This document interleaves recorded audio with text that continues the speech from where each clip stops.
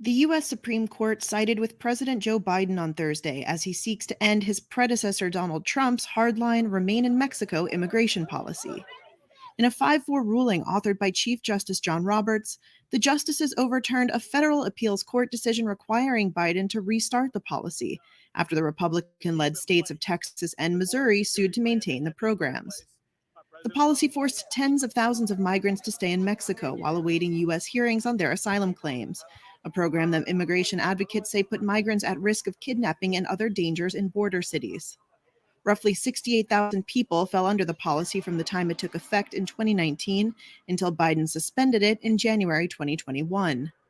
The ruling comes in the shadow of an unprecedented human smuggling tragedy that left more than 50 people dead after being trapped inside a sweltering tractor-trailer truck near San Antonio, Texas. The justices concluded that a lower court erred in finding that federal immigration law required sending migrants back to Mexico if there was not enough space to detain them in the U.S., a ruling made in December 2021.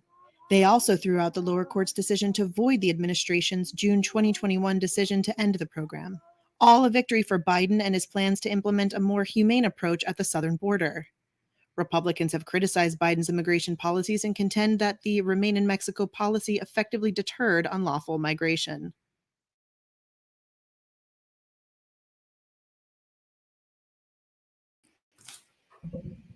Second pandemic is on its way. Are you ready? Big win for the Democrats in overturning President Trump's stay in Mexico policy. Cameron County Sheriff's Office squares off against the Cameron County Commissioner's Court. Who will win this slugfest? And with a real Roy de los Santos, please stand up. It is Friday, July 1st, 7:03 a.m. My name is Frank Olivo, and this is Good Morning Brownsville. We'd like to start off today's show with letting our community know that the city of Brownsville, will be represented in Las Vegas this upcoming week. Ed Arriaga's karate, taekwondo, will be in Las Vegas from July the 5th through the 10th. We are excited and encourage our community to send well wishes to our future generations, our youth, and encourage and motivate them to keep on being active. Not only do we have Ed Arriaga, we also have Eva Ramirez and Carlos Morales, 3 individuals who have amazing programs within the city of Brownsville.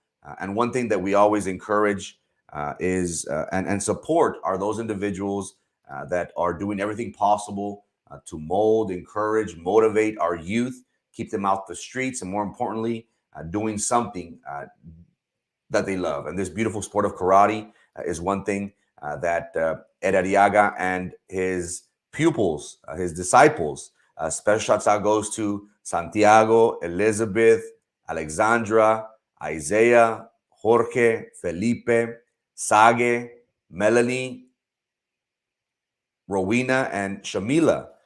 Again, they will be competing in Las Vegas.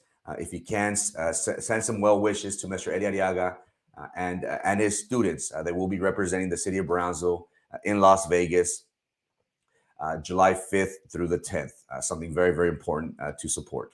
Another thing, main event is set to open its doors, and we already have people waiting in line. The first 200 people that do walk through the doors once the event goes underway will be receiving a free laser tag. There is that promotion. The first 200 people that walk through the doors, they will be receiving free laser tag. And it's already impressive. And it got me thinking, going back to Black Friday, the day after Thanksgiving, where people would camp out at Best Buy, Walmart, Target, just to get their hands on the electronics at half price. Well, if you have some time and you want to camp out, you want to be one of those first 200 people, you will be third or fourth in line, because there are already individuals out there waiting for their chance to win the prize. Now, I come before you humbled and with my tail between my legs. I am now considered lying Frankie because of I missed it not once, but twice. What was projected and following the models, and again, I always base myself on facts as much as possible. Based on the models and the projections that we saw, Brownsville was supposed to get some rain. Again, Corpus, the coast of Texas, was supposed to get some rain, but unfortunately, all we got are mosquitoes, heartaches, and pain for the city of Brownsville, and heat. So no rain for the city of Brownsville. I'm sorry to my community. I went out on a limb and was praying for rain. I think maybe I didn't do the rain dance. Maybe that's what I need to do. I need to do how in previous generations, how they have called for the rain and they've gotten the request. So no rain for the city of Brownsville for this weekend, 4th of July weekend. It is going to be a hot day. Again, 0% chance of rain. We will be in the upper 90s to the triple digits all this week. So again, if you have a chance, make sure you go out to the island as much as possible, get some rays. It will be packed. We are expecting South Padre Island, once lunchtime comes around, to be very busy. Shouts out to Jason. Shouts out to the Cabrera boys up in South Padre Island, holding it down for all of us. Now, the Supreme Court has been very active this past few weeks, it seems. First, they passed the law where New Yorkers will be able to carry a concealed handgun. They overturned Roe versus Wade not too long ago, which has caused an uproar. Well, now the Supreme Court, in a 5-4 decision, did overturn President Trump's stay in Mexico policy, which during the pandemic, it allowed the government, because of COVID and because of emergency situations, to not allow asylum seekers, Title 42 as well, did not allow asylum seekers to come into this country. Now, with this overturn of stay in Mexico policy, it gives way to the relationships between our foreign countries.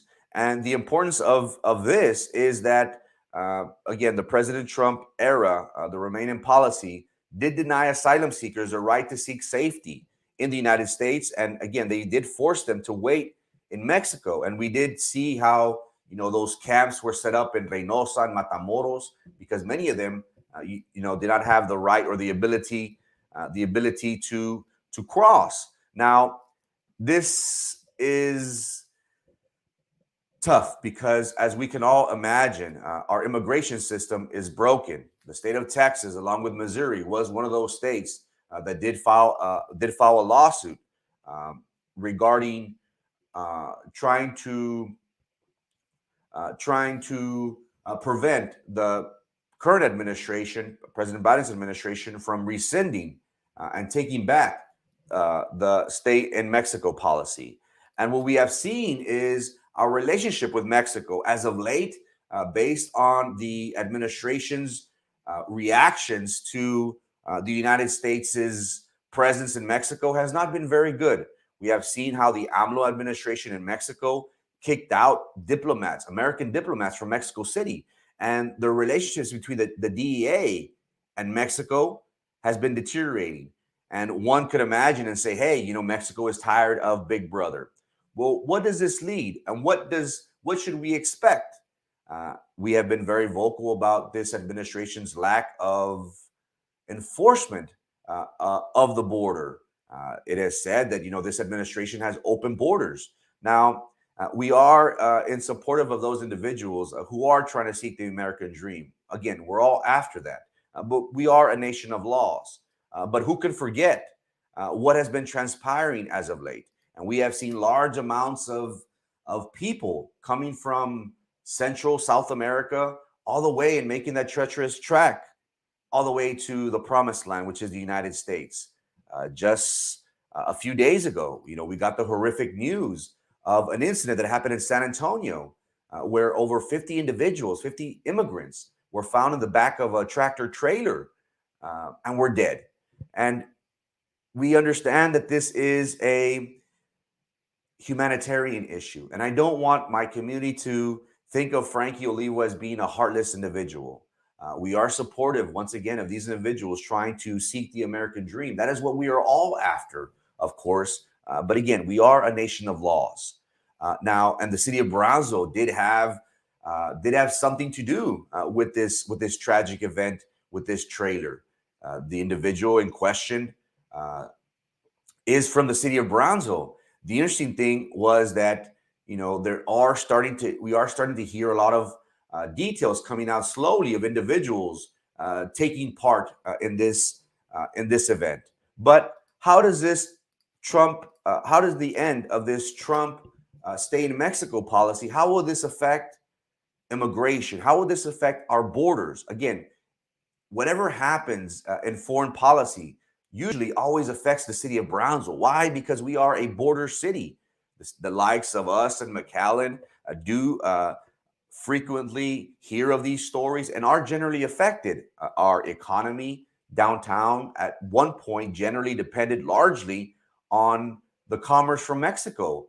Now, McAllen has been reaping the benefits from having the money from Monterrey and their deep pockets, heavily invested in the city. Now, how will this 5-4 vote of getting rid of the Trump policy, stay in Mexico policy, how will this affect the city of Brownsville? Will we see large amounts of people crossing into the United States, crossing the border, and having more access to jobs, to opportunity, and some individuals even say to crime? Will this increase crime? Now, we don't anticipate that to weigh heavily on crime here, but it goes to show this administration has not focused its attention primarily on immigration. Yes, that we've heard things here and there where they do anticipate sending money down to Central and South America to promote jobs, education, to provide a better quality of life. But nonetheless, you and I know where that money ends up in the hands of the politicos, as it does here as well. Now, we are going to be monitoring this situation because this policy, 5-4 vote, which was rescinded, will generally affect the city of Brownsville in a large way. And only time will tell how this current administration will tackle this immigration problem, because at the end of the day, our immigration reform is broken. We do need to do a better job of having presence here from our current administration to try and tackle this very serious issue. Now, who's ready for the second pandemic? And before you say, Frankie, you are just fear mongering. You do a great job of scaring the people. But again, this isn't my word. Don't take my word for it. Take the president's vote. Take the president's words. Again, is he lucid? Is he conscientious of what he's saying? But I give you this take. Are you ready for the second pandemic? You tell me. I knew you looking for more money from Congress for this vaccine campaign and for COVID funding going into fall. How much of the supply of vaccines for these small children is there, and how many of the nation's kids will you be able to get vaccinated before you need more money from Congress? Oh, we'll get through at least this year. We do need more money. But we don't just need more money for vaccines for children eventually. We need more money to plan for the second pandemic. There's going to be another pandemic. We have to think ahead. And that's not something the last outfit did very well. That's something we've been doing fairly well. That's why we need the money. Are you ready for the second pandemic? It's coming, so to speak. It is with great regret that I report that we had a child die here in Cameron County because of COVID. The Cameron County Commissioner's Court, the Cameron County judge did report that over 300 cases, positive cases of COVID were reported in Cameron County with one child dying. Now, you and I can agree that we're all tired. We're all tired of Fauci and all this COVID talk. And you and I can agree that we're not wearing masks no more. I think we're already immune to this idea of COVID again. And one thought that if they got their vaccine, if they got their 2 boosters, that was enough. But we have seen totally the opposite. We have seen how individuals are now more prone to get the virus again, even though they're vaccinated. So what gives? What was the significance of having the booster? The United States did everything possible. And again, I understand emergency situations, but the United States did everything possible to make sure that they ramped up and hurried as much as possible to get the vaccines out to the masses. And all we heard was mass immunity. Once a large amounts of people would get this vaccine, people wouldn't get COVID anymore. Well, that's not the case. Here in Cameron County, over 300 people did contract the virus, and one child, one youth, did succumb to the virus. Our Cameron County Judge Eddie Trevino did make a press release which stated that the CDC did designate Cameron County as being an area that is high in COVID cases. Now, again, are you taking every precaution necessary to be safe? We do encourage our friends and family to do what they feel is best for their family. Some individuals don't travel. Some individuals don't like to be out in large groups. Some individuals are starting to go back to the mask and starting to do the hand sanitizers. Whatever it takes for you and your family to be safe, do it. But I am here to tell you that COVID is back. The second pandemic, it's on its way. Are you ready? Brace yourselves. Now,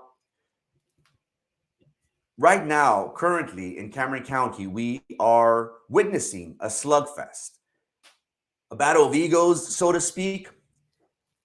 Since the current administration, since the start of Eric Garza's administration, we have seen how his relationship with the Cameron County Commissioner's Court has been tumultuous. Who can forget how many individuals, all of the Cameron County commissioners, were supporting Omar Lucio? Again, who can forget Sheriff Lucio and his 20 plus years in office? They thought that he was going to be an individual that would never lose an election. And we saw how dominant he was for 20 years. It was impressive to see how an individual such as Eric Garza, a district clerk nonetheless, challenged a strong incumbent and was able to win the election for Cameron County Sheriff in a runoff. Well, what we have seen since the start of Sheriff Garza's election has been turmoil. The Cameron County Chief Deputy did file a lawsuit against the county commissioners for not being represented. Now, this goes back to a case that is currently in federal court. Almanza versus Garza and Gracia. This is a case where an individual, Almanza, who did state that he was fired because of who he was supporting, and he has evidence to say that that they made his life a living hell. But let's go back to how this all originated. This all originated at the very beginning when Eric Garza, as it was his right to do so, he commanded and he directed that now the security at the Cameron County Courthouse would be an obligation that his office would be overtaking. Again, he did not overstep his boundaries, because at the end of the day, whenever you look at the laws, it is under the sheriff to provide that security for the judges and for the Cameron County Courthouse. Many counties do have their own method of doing this. And what happened a few years back, I want to say 12 years back, was that they allowed Constable of Precinct 2, Abel Gomez, the chance to provide that security because of politics, of course. And what we have seen ever since Eric Garza took away that from Constable Gomez, we have seen friction between the Cameron County Commissioner's Court. We have been very vocal about our sheriff not having the resources needed to be able to do his due diligence and perform his job to the best to his ability. We have seen how the Cameron County jailers are paid $29,000. They just got a raise at $32,000. And again, if anybody, and I have been fortunate enough to be in the Cameron County Carizales Detention Center twice, once unfortunately, but one time was for being part of Leadership Brownsville, and I saw firsthand how tough it is and how brutal it is. And these individuals, they do suffer many emotional, psychological abuse at the hands of the inmates. And one thing that we did see, and we have been seeing year in and year out, has been the tough task that our employees have to take. And one way to be able to compensate them and say, you know what, we care about you, we value you, is through compensation. We have seen how every request that has been made by Sheriff Eric Garza and his chief deputy have been denied by the Cameron County Commissioner's Court.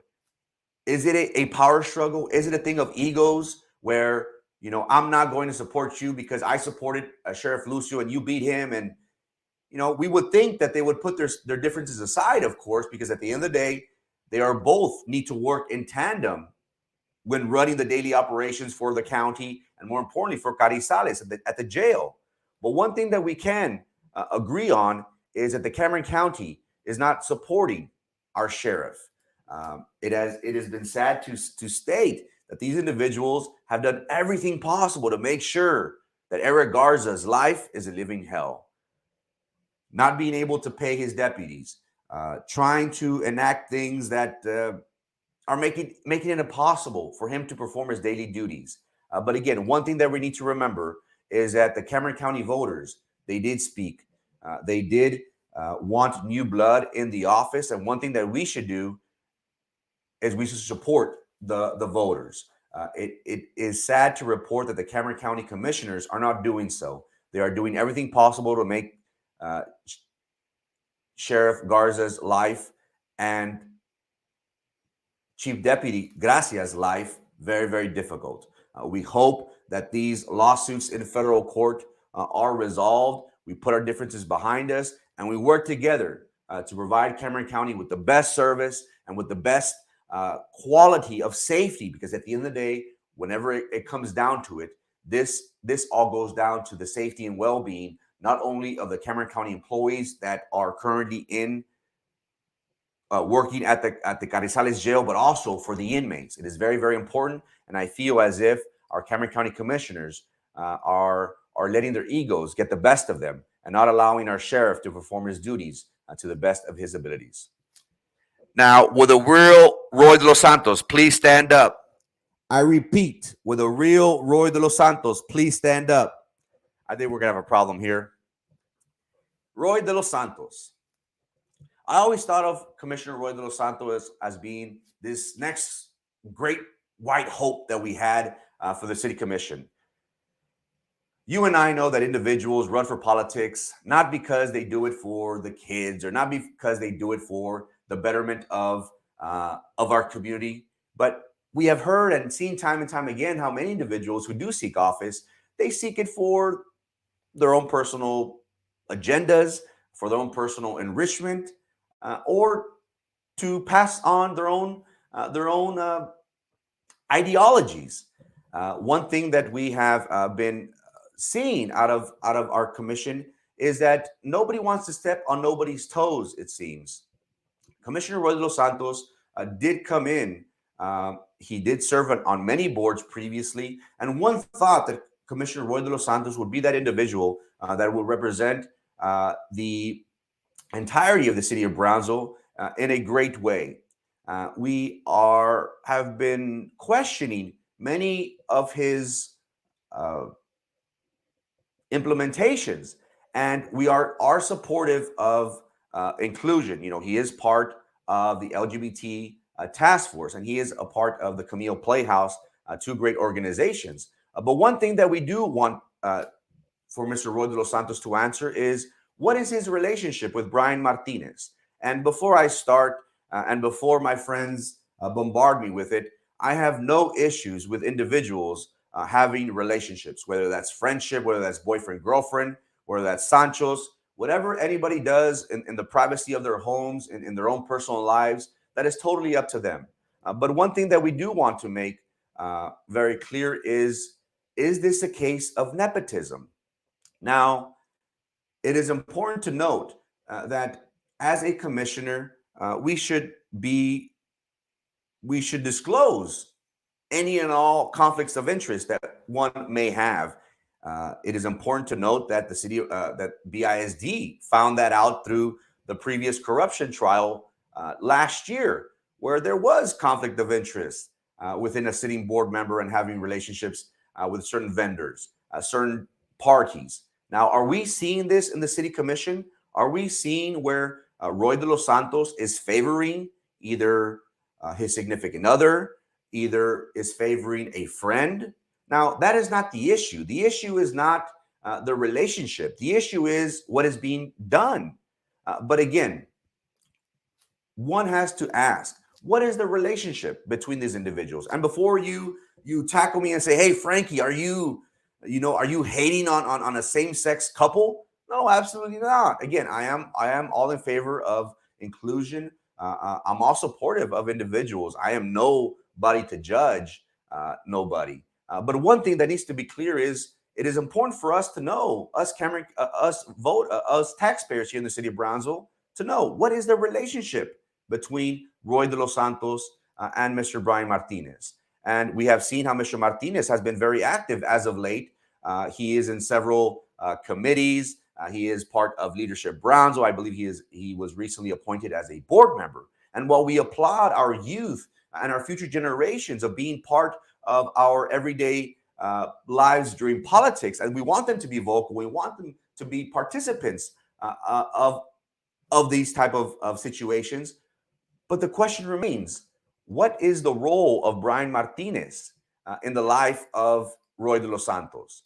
Now, this is very important. Why? Because if there is a certain relationship, is Mr. Roy de los Santos pushing for certain monies, for certain contracts, for his friend, for his significant other to be awarded? Now, currently, right now, Mr. Brian Martinez is Mr. Roy de los Santos' chief of staff. Now, we have never really heard of this position or an individual in this capacity to be under the tutelage of a commissioner. We have heard and we support, we're all in support of individuals who do internships. You know, hey, I'm interning for a commissioner, but an individual who has a City of Brownsville email and who has the title of chief of staff makes us wonder, you know, what is the reasoning behind this? And I understand, you know, individuals, they like titles. Oh, I'm the president of Little League, West Little League Baseball. I'm the board member of this committee, of that committee. I'm the chief of staff of Roy de los Santos. You know, individuals live for that. Why? Because, you know, they need it. You know, all I need is this one mic. All I need is this one mic in my community. Some individuals, unfortunately, need titles. And we started to see how Roy de los Santos was forcing individuals, and yes, I'll use that word, forcing individuals to pay Mr. Brian Martinez. Here we have a letter which was sent to the City Commission from the Camille Playhouse. And in this letter, it states how during the pandemic, the Camille Playhouse was awarded $21,000 for their funds. And it was said that during these times where Camille Playhouse was going to be receiving this money, Commissioner Roy de los Santos and a Monica Tellum, who is part of the Brownsville Visitors Bureau, they did support the idea of hiring a marketing firm that will guarantee the eligibility of expenses. Now, you know, we do believe in marketing. Of course, I myself and doing everything possible to market the city of Brownsville, to market Ed Arriaga, Ramirez Carrari, Carlos Morales. We do everything possible to market the city of Brownsville. But what is interesting to note from this letter that was sent out to the City Commission was a Mr. Brian Martinez with Influx Marketing. Mr. Martinez was given a contract for $4,000. And here is the interesting part that goes. We strongly reject that the only expense found on non-eligible is payment to influx marketing after being advised to do so by persons on the audit committee. Now, did the Camille Playhouse, were they forced? Were they told, make sure that this individual, make sure that this marketing firm gets this contract? And that's very, very important because why? That's nepotism. That is a big no-no. We're not supposed to be using our position to influence who gets money and who doesn't. Again, what is the relationship between Brian Martinez and Roy de los Santos? If they're partners, that's great. That's beautiful. I hope I'm invited to the ceremony. I probably won't. I probably won't be though, but I hope I'm invited. You and I could both agree that an individual in power should not do or should not use his role to influence or to force or to coerce a certain committee to award certain funds going out. Now, just recently, the Midi Cultural District were awarded monies by the city of Brownsville. And guess who is also part of the Midi Cultural District? Yep, you guessed it, Brian Martinez. It seems as if every time that individuals or that money is being sent out, it seems as if Brian Martinez is somehow in the thick of things. Is that a coincidence? Is that a mere oversight that it just so happens that influx marketing is a part of this? And one individual that I do want to give a special shouts out is to Miss Susan. Miss Susan, I love because she is very vocal and she does not hold anything back. And one thing that we saw from this past city commission meeting was that there was an MOU that was created between the Midi Cultural Foundation with the city of Brownsville. And once again, the heart of it goes to money. The city of Brownsville and this foundation, the Midi Foundation, will contribute, will receive at least $75,000 per year for the position. There is going to be a position that will be created. But again, who is going to be receiving this money? Who is going to be receiving this position? Is this nepotism? Is this a case of I'm going to be using this position to help my significant other? Hey, I would love to help my significant other. I would love for my significant other to help me. I wish my significant other was on a board. I wish my significant other was on a city commission, on a county commission to throw contracts my way. Is this Matamoros? Are we going back to the old ways? And once again, who is a part of the Midi Culture District? Well, you guessed it, Mr. Roy de los Santos. And the interesting part of this all, ladies and gentlemen, is that there might have been a boo-boo. Brian Martinez did something that you're not supposed to do. And I'm going to keep this kind of quiet so the feds don't listen.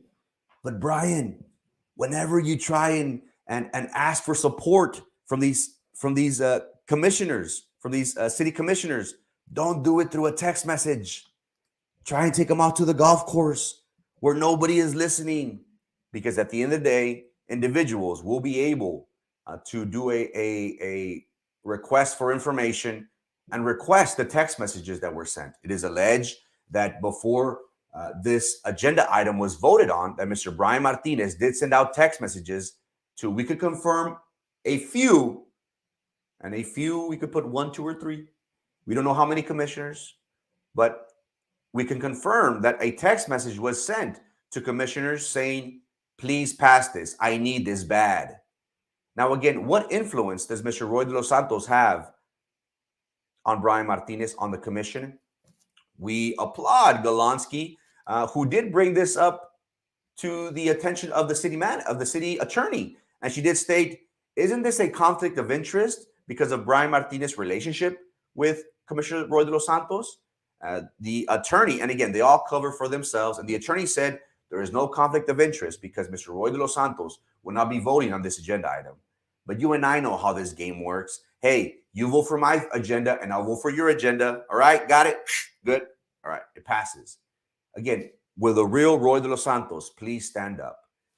It is important to note how Mr. Roy de los Santos tried to come out on the Erasmo Castro show, the Manny Behind the Mic show, on this show and that show. And he thought that he can sway the community and say, hey, I'm one of the people and I'm always going to be upfront with my community and I'm transparent and things like that. And well, Mr. Roy de los Santos, the invitation is out there. We invite you to come on any platform in which you choose, preferably not one where you get softball questions, but answer this important questions. You know, what is your relationship with Brian Martinez? Are you using your position to make sure that he gets awarded money, that he gets on top of every list for his marketing firm? Again, I have no issue with their relationship. My issue is if he is using his position to enrich, to provide funds, to provide resources to Mr. Brian Martinez, his chief of staff, that is where I have a problem. And that, ladies and gentlemen, is the rest of the story. The second pandemic is on its way. Are you ready? Cameron County reported over 300 positive cases with one child who died. President Biden did state that the United States is anticipating for there to be a second pandemic. Make sure you take every precaution necessary to make sure that you and your family are safe. The President Biden's administration did secure a win when the Supreme Court voted on a 5-4 vote to overturn and rescind President Trump's Stay in Mexico policy. What will that do to our immigration problem that we have? Is our open border going to be even more open? Unfortunately, only time will tell. A slugfest: Cameron County Sheriff's Department versus Cameron County Commissioner's Court. Who will win? We hope that the Cameron County Commissioner's Court do put their egos aside and do everything possible to support Eric Garza and his administration, because at the end of the day, what is important now is the safety and well-being of not only the Cameron County employees, but the Cameron County inmates as well. And will Mr. Roy de los Santos please stand up? Will the real Roy de los Santos please stand up? What we have seen is that Mr. Roy de los Santos has had a thing for making sure that his chief of staff, that his partner, gains contracts, gain money. We saw the letter from the Camille Playhouse, how they said, hey, this is wrong. You know, the audit committee, we were forced. We were told, hey, make sure you hire this guy. Is Mr. Roy de los Santos using his position to support, enrich his friend, his lover, his best friend? I don't care about the relationship. What I care about is Mr. Roy de los Santos using his position to help and support Mr. Brian Martinez? It seems that way. The invitation, Mr. Roy de los Santos, is there, and the ball is in your court. It is Friday, July 1st, 7:39 a.m. Thank you so much for your time and your attention. I will be off on Monday for the birthday of America. Make sure you go out to the island, get some rays as much as possible. I'll see you here on Wednesday. God bless.